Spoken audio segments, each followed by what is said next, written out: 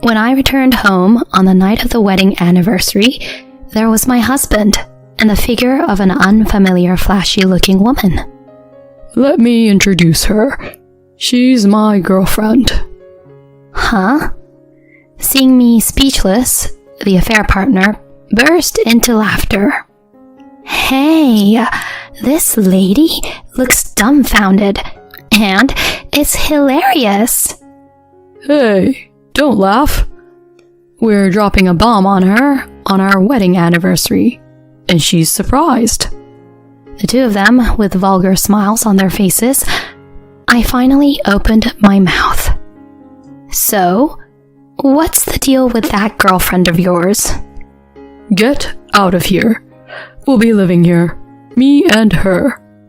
You're useless here. Pack your things and be gone by tomorrow. Why are you suddenly saying this? Do you think I'll agree to that? Hey, haven't I said enough? I'm tired of seeing your gloomy face. Don't interfere with us, ugly. At that moment, I heard a sound like something inside me had snapped. Yes, if that's how you're going to talk, then I won't hold back anymore.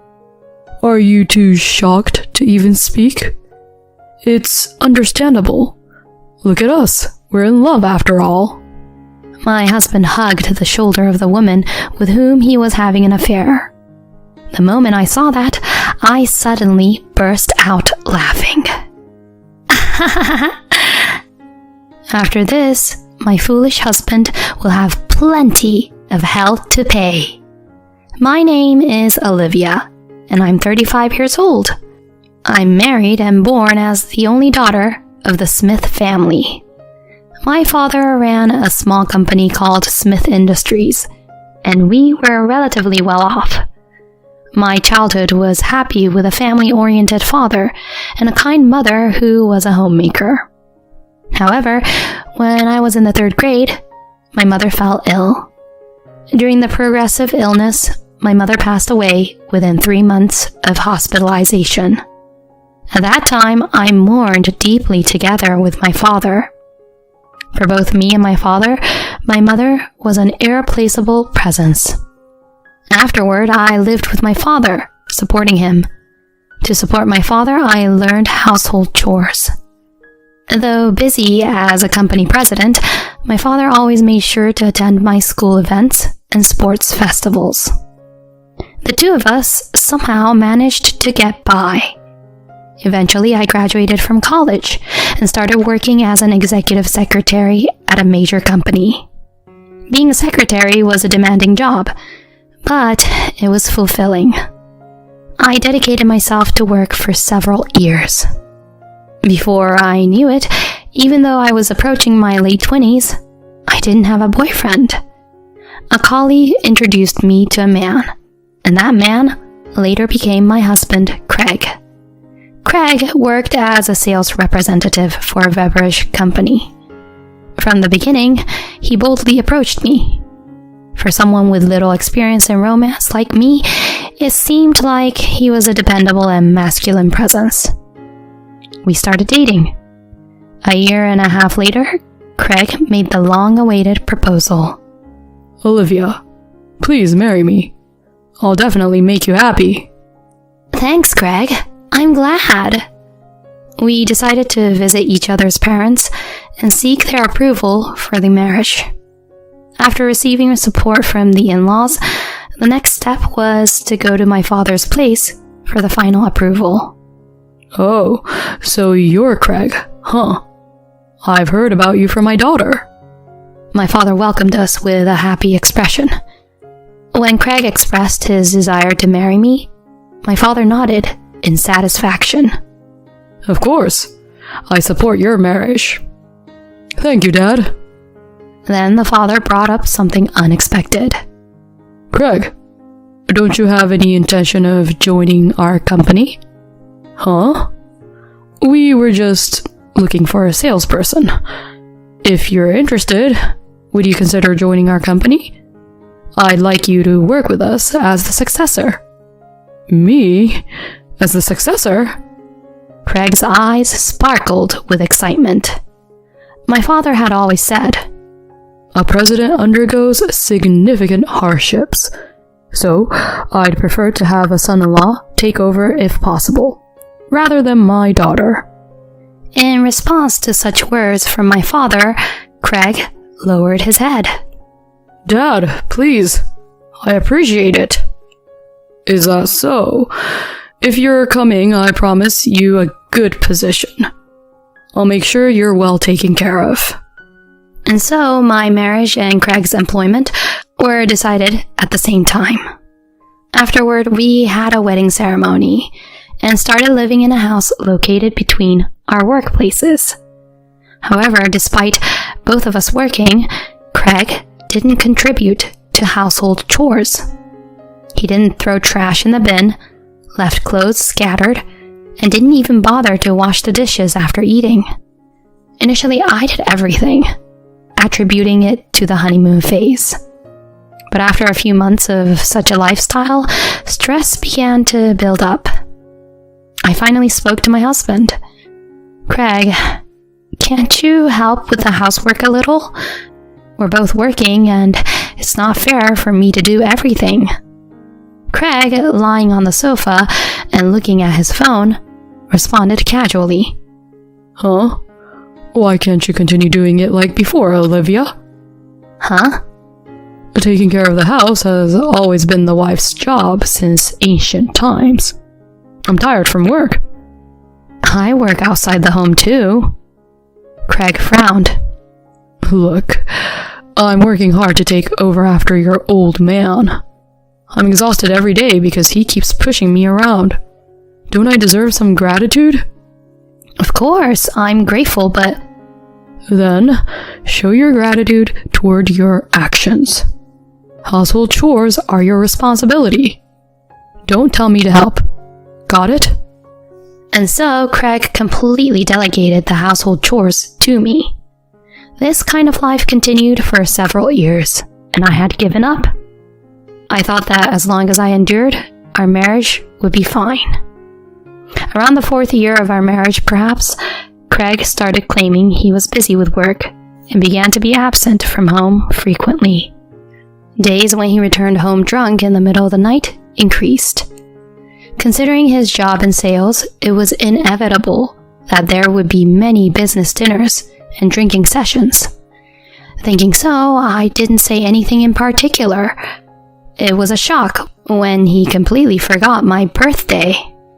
When I told Craig it was my birthday, he just laughed dismissively. "Oh, really? Already 34, huh? You've become an old lady." While hurt, I wondered if couples inevitably become like this after 5 years of marriage. I felt lonely inside. On one such day, Craig came home very late, completely drunk. He threw his belongings on the living room sofa and passed out. Watching him with exasperation, I picked up the scattered items. Then, Craig's phone slipped from his hand and fell with a thud on the floor. When I picked it up, I was astonished. There was a text message notification on his phone. "Craig, thanks again today. You were great again. So, I can't stand up yet. Let's meet again soon." The sender's name was Christina. Shaken but determined, I placed Craig's phone on the table. Does this mean what I think it does? Unbelievable. I have to investigate. So I decided to hire a detective to look into Craig. A few weeks later, on our 5th wedding anniversary, I finished work and opened the front door of our home. There were Craig's shoes and unfamiliar woman's heels. Confused, I raised my head, and I instantly froze. Craig and an unfamiliar woman were standing in front of me grinning. The woman had flashy hair, wore a miniskirt, and her cleavage was visible. She appeared to be in her mid to late 20s. Wait, what is this? Who is she? Trembling, I asked Craig. Oh, you're finally home. Sit down. There's something important to discuss. Saying that, Craig gestured for me to sit at the dining table. Craig and the woman sat side by side on the sofa. Explain properly. What is going on? In response to my question, he said, Let me introduce you. She's Christina, my girlfriend. Huh? Seeing me in shock, Christina burst out laughing. Seriously, this old lady is dumbfounded. It's hilarious. Hey, don't laugh like that. We're dropping a bomb on her on our wedding anniversary, and she's surprised. The two of them, with vulgar smiles on their faces, I finally found the strength to speak. So, what's the deal with this girlfriend of yours? Get out of here. She and I will live here. You're no longer of any use to us. Just pack your bags and be gone tomorrow. What are you suddenly talking about? Do you think I'll accept that? Hey, don't I have to say this much before you get it? I'm tired of seeing your annoying face. Don't interfere with us, ugly. At that moment, I heard a distinct sound of something breaking within myself. Yes, that's how you want to put it? Fine. I won't hold back either. Shocked into silence, huh? Well, considering we're in love, it's understandable. My husband hugged the shoulder of the woman with whom he was having an affair. The moment I saw that, I suddenly burst out laughing.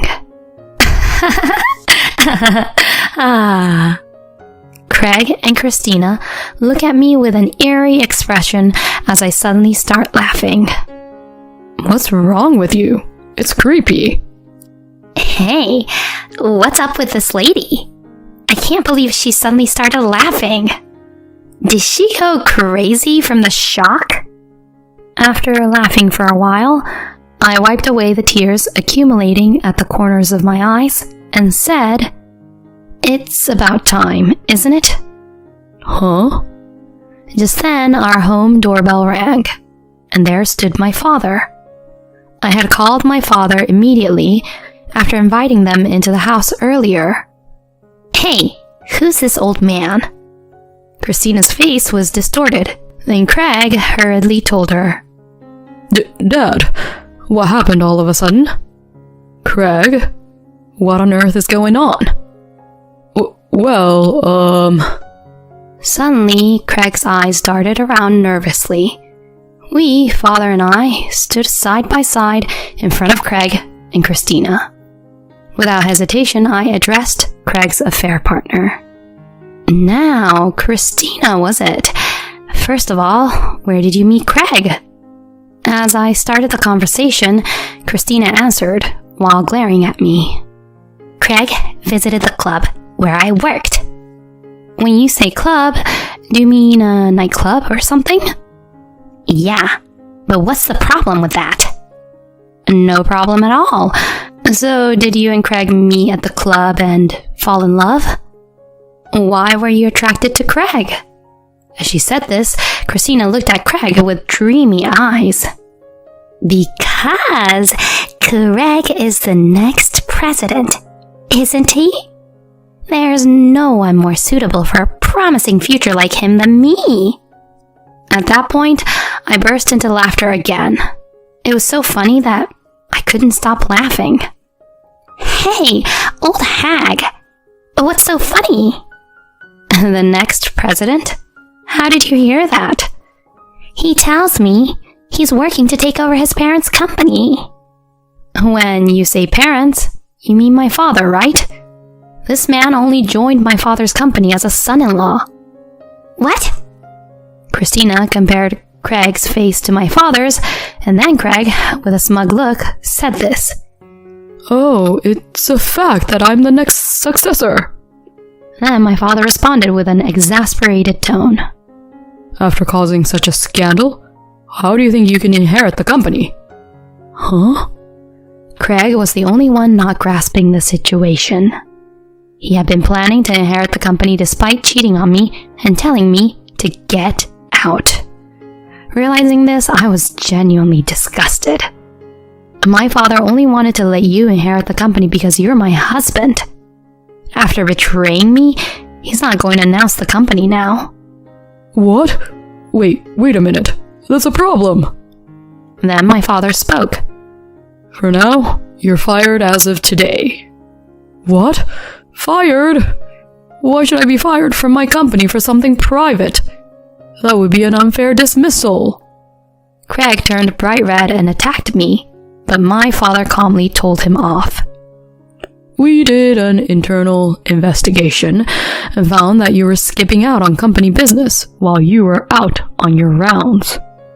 There are records on the dash cam showing you going to a motel. Were you meeting that woman during work? Your sales performance was terrible, and your work attitude was terrible. Even so, I kept you around solely for my daughter's sake. However, even that sense of obligation is gone now. You're fired. Absolutely. Craig, stunned by his father's words, faltered. Then, Christina raised her voice. Wait a minute. Does that mean Craig will be unemployed? That's right. My condolences. Craig, with a pale face, informed Christina. Well, but it's okay, right? We have love. If you, Christina, support me until I find a new job... Love, huh? As I said this mockingly, Craig glared sharply at me. What's with you? Don't be jealous, ugly. Here you go, a present from an ugly woman to you. I spread several photos on the table. The photos showed Christina holding hands with another young man on a date and entering a motel. Seeing this, Craig's eyes widened. What's this? Actually, a little while ago, I happened to see a text message from Christina on your smartphone. When I had the detective agency investigate, we found something interesting. Detective agency? Hey, wait, is this for real? While Craig stared at the photos as if he couldn't believe it, Christina turned pale beside him. Hey, Christina, what does this mean? Were you with another man besides me? Then Christina shouted, Shut up! Shut up! Shut up! Don't let the unemployed talk to me! Huh? Who would bother with someone like you if you're not the heir and wealthy? Marrying into a family's company and getting fired on top of that? It's the worst! I was deceived! What's that supposed to mean? You said you loved me, didn't you? As the two of them started a heated argument, I intervened with a clap of my hands. Smiling at Craig and Christina, who were staring at me in astonishment, I calmly said, So, Christina, you only got close to Craig for the money, right? There was no love from the beginning, huh? Of course. Why should I have to go through this? I was deceived. To Christina, who was almost in tears, I coldly stated, Why pretend to be a victim? You willingly got involved with a married man, didn't you? You'll have to take responsibility for that, and I'll be taking a hefty $17,000 in compensation. Huh? $17,000 is impossible. Just show me something that proves your identity. As I asserted, Christina turned pale and took out her driver's license. I quickly noted down her address and real name. I'll send the documents later, so look forward to it. You can leave now. Christina grabbed her bag and dashed home, crying. Left behind, Craig was dumbfounded, muttering something. This can't be. It's a lie. Christina betrayed me. She was only after money. You seem to be in a lot of shock. Before anything else, don't you have something to say to us? When I inquired, Craig's expression changed to a startled one, and he crumbled on the spot. I was wrong. I was deceived by an awful woman. I truly love only you. So please, let's go back to how things were. As Craig said that and glanced at me, my father clicked his tongue. How ridiculous. He passionately claimed to love Christina just a moment ago, And now, as soon as her infidelity was exposed, he completely flipped. Taking a deep breath, I angrily confronted him. Who do you think will accept you back to the way you were? We're getting a divorce. We have evidence, so I'll make sure to collect a hefty alimony. Be prepared, you worthless man. As Craig shrank under the stern gaze of a fierce me and my father, he promptly fled from the scene. Later on, the divorce between Craig and me was finalized. I managed to secure all of our shared savings and a $20,000 alimony. Naturally, I also claimed alimony from Christina. When she pleaded that she couldn't pay, I threatened legal action, and she quickly transferred the money. True to my father's declaration, Craig was fired from the company. It seems he also broke up with Christina. Contributing to Christina without saving much, he resorted to borrowing money to pay the alimony owed to me. Now he has moved to a rundown apartment and works day and night to make ends meet. Craig has lost everything: the seat of the next company president, savings, and his partner. On the other hand, I apologized to my father for the trouble caused by Craig. In response, my father reconsidered his stance and said, "Observing how you handled this situation, I thought you could take over the company. I strongly request you to consider it." I am currently studying various aspects as the potential successor. I want to dedicate myself to my work from now on, while brightly carving out my own life.